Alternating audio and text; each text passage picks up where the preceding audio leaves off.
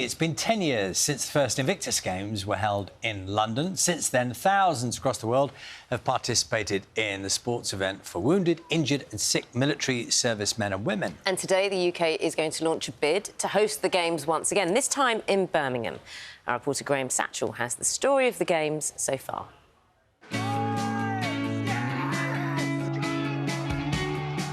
For a decade now, former service personnel from all over the world have competed in the Invictus Games. Warriors scarred by war and conflict in fierce competition. And silver to Kaser. Invictus is the brainchild of Prince Harry, the Duke of Sussex. Harry served 2 terms in Afghanistan. These games are not solely about medals, PBs or finishing lines. They are about overcoming any and all perceptions that have held you back, especially those you've placed on yourselves. The redemptive power of the Games has been extraordinary. They've given injured personnel camaraderie, purpose, glory. Invictus came along, and inside now, my smile sort of goes around my head 14 times. And it just brings that real smile back and that real happiness back, and that patrols out to the family, so fantastic. The Games started in London in 2014. A youthful-looking Harry was certain from the start what it was all about. We've had emails from America, we've had emails from people in the UK, children, wives, husbands, you name it, all over the place saying, wow, I literally had given up on my life. These are non-military people as well. I'd given up on my life until I saw what these guys have achieved. That's what it's about. Invictus means unconquerable. Today, the journey starts to bringing the Games back to the UK, to Birmingham, in 2027.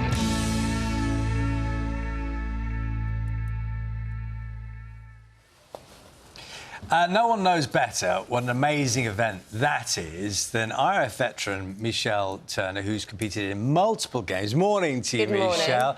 And Veterans Minister Johnny Mercer is here as well. Morning to you. Morning. Michelle, go on then, give us a snapshot. What has this event meant to you? The Invictus Games is like nothing on earth. I can't even describe it. It is, don't get me wrong, there is fierce competition. And the wheelchair rugby final, we raise the roof. But equally, we cheer on the person that's coming last, because it's about the journey of how they've got to that start line and just cheering them on to the finish line. You'd best establish for people watching, what are your credentials for being involved in the event? Because you've been in 3, is it 3? 2. 2. So I was a competitor in Toronto. And I ended up in hospital in Toronto and it didn't go very well. But then Invictus teaches you that you can do whatever you want and you can carry on, and as long as you never give up. And I ended up being vice-captain in Sydney. Can you explain for people the condition you have that is relevant? So I have a heart condition that makes me collapse unannounced. So I remember I was in hospital and my husband put his hand on the blanket and said, "We've had an email from the Invictus Games. Please give it a go. We're losing you." And I was like, "Well, I can't do that. I can't go and do a sport and competition." But it's incredible what the power of sport does. So he tapped in. You could at this time you'd collapse 50 times, yeah. But he, rather than, I mean, obviously he was very worried. I'm assuming, but rather than kind of focus on the fact that you were so unwell, he tapped into something he knew about you. Yeah. To just that fire in your belly that he wanted to reignite. He wanted to get me back, yeah, and that's exactly what Invictus does.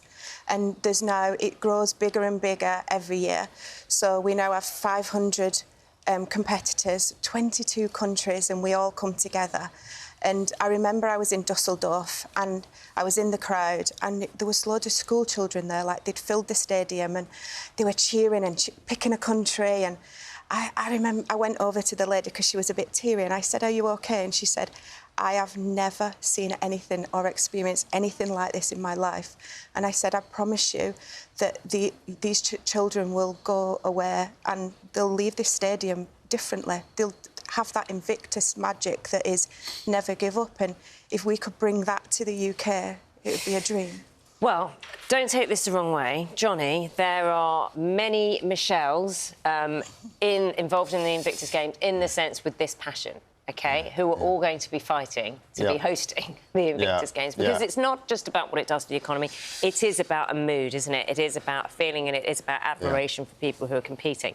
So you've got a bit of a job on your hands to get it here to Birmingham in 2027. 2027, yeah. So we've managed to get the government to underwrite a bid. We've got an event today where we've got lots of commercial partners who are coming along, and it's all about the power of Invictus and selling Invictus as a vision and a movement. I genuinely, authentically want this to be the best country in the world to be a veteran, and the power of sport in recovery is well known, and it would be a real privilege if we can put together a good bid and have a real kind of festival of recovery in 2027. The reality, and this is about politics and sport combined, Johnny Mercer, as you well know, is when this country bids for events, to host an event, often, whether it's the Olympics, the World Cup, there is an economic argument made, which is it worth it? And, you calibrate the money against what you get back. Yeah. Is this an entirely different equation because of what Michelle has just described to us? Well, look, I mean, all of these big events you bid for, you're going to have to make that calculation, right? But the benefits of this are so transformative. And you really have to go to the games like we did in Düsseldorf and elsewhere to see that real power of recovery. And in terms of how much we spend on veterans and veterans recovery, I mean, the country spends sort of £6.5 billion a year on compensation and pensions and veterans care. Veterans care genuinely has sort of transformed over the last 4 or 5 years. So for me, this is the kind of, this is the kind of centrepiece of a real festival of global recovery that, the Americans and Australians will come to. And, we're in a great position to lead that now. Whose call is it? Who gets the event? So how does this work in practice? Foundation, yeah. So I mean, it's a bidding process. It's a competitive bid process, and Washington are in for it as well. And but we're going to put a good bid together and try and make it as easy as possible for the deciders. How much does it matter for it to be at home? It would be incredible. You cannot explain what it's like to be at a Games, and the competition between the countries is fierce, but equally the camaraderie is incredible, and you watch that magic of people stopping at the finish line to let somebody else through because they know what that medal will mean to them. Is there that thing though, when it's your home games that like when you've been to Düsseldorf, you've been to Toronto, so you'd have felt the Canadians, the Germans, they get that little bit of an extra cheer and a push. Team UK always have the best supporters. We're loud, so to bring it here would be a dream come true. Michelle, go back to what you were saying before, if you would. I think you said that your husband, in that moment in time, said, "We need to get you back." Do you want to explain that phrase a little bit? What's the Michelle we would have seen then as compared to the one we're seeing now on the sofa? Absolutely broken. I didn't leave my house for 6 months. I didn't want to wake up on any more floors. But I ended up going to an Invictus first training camp because my husband begged, please. And camp by camp, that you just get fitter, better, stronger together. No, I don't stop face planting the floor. People's legs don't grow over. Sorry, would say that again. Planting. How often do you face plant then? Not as much anymore. What happens? So because it's a tachycardia. Yeah, postural tachycardia. So my heart rate raises to over 200 beats a minute, and my blood pressure drops, and I just go. So you just feel very faint, very dizzy, and then just go. So why would I go in a swimming pool? Why would I dive in a swimming pool? But that is the Invictus magic, that they teach you that you can do anything you want to. You can carry on to do anything else. You might do it adaptively, but you can continue as long as you never give up. You can just. Are you scared when you do those things? Very, yeah. But Every time. I'm safe there. It's a safe place. Have there been occurrences when you've been in those situations when, the worst thing has happened? Yeah, in Toronto. So I competed in Toronto, but never got to swim because I ended up in hospital. Because an incident occurred, away from the Games itself? Or just in the hotel lobby. OK. But the point you're making is the Invictus and those people around you give you the strength to go, well, that happened, but I'll still do that. Absolutely, yeah. And that's what you witness at the Games. Where do you get that attitude from? They teach you it. I don't know. And you had it in you because there was a reason your husband wanted you. Probably the military, and when we're in the military, it's that camaraderie, and you pick each other up and you help each other through. So when somebody else is down, you pick them up, and it's just the magic of the games. Good luck, whatever happens. Johnny, I have to talk to you about something that's in the news at the moment, and it actually picks up from this camaraderie, I suppose, in the military. At this moment in time, there is an independent inquiry at the Royal Court of Justice into alleged murders by special forces in Afghanistan.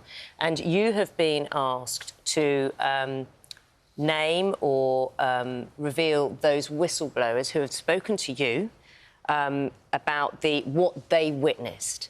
Can you just explain what you've been asked for this? And there is actually an implication that if you don't, there could be more serious consequences if you don't name them. Where are you at this? What is your position in this? To be completely honest, Naga, obviously it's a public inquiry into very serious allegations, and I just can't say anything about it outside of the court. I've made my position clear, and we'll see what happens. There is a threat, though, and I will just say, I just want to know your opinion on this. There is a threat that, you know, there could be significant consequences. There is Section 36 that says if you fail without reasonable excuse to comply with a request to produce evidence from such an inquiry, you can be fined and sent to prison. Do you think that's a reality, and are you prepared for that to happen? I'm fully aware of what's going on, and I'm totally read into the consequences, and we'll see how the situation pans out. Your position's not changing? My position is exactly the same as it was in the court. What's the timeline? When do we find out? We've got this event today, and the games are coming in we hope in 2027. I mean, it's going to get announced later on this year. Depends what Washington do. But if we can get it nailed down this year, it's going to be a kind of pinnacle of veterans recovery events, symposiums, a kind of trade fair for veterans, and really cement how the Office of Veterans Affairs has changed what it means to be a veteran in this country. You're very inspiring. Thank you. She is. Really? There's hundreds of others of Michelle's. Yeah, good. All around the world? All around the world. It's fantastic. 22 countries. Thank you so much. Thank you. I'm glad you didn't faceplant. I know, thank goodness. Were you worried? Yeah. When we sat down, Such a laugh. didn't you say, because I said to you, but worried anything might happen, are you? He said, it's OK. You sit next to He'll look after me. Johnny will catch you. Johnny Mercer. braced. I was going to pass that if you asked me a difficult question. Thank you very much. Thank you so much. Good luck. Thank you.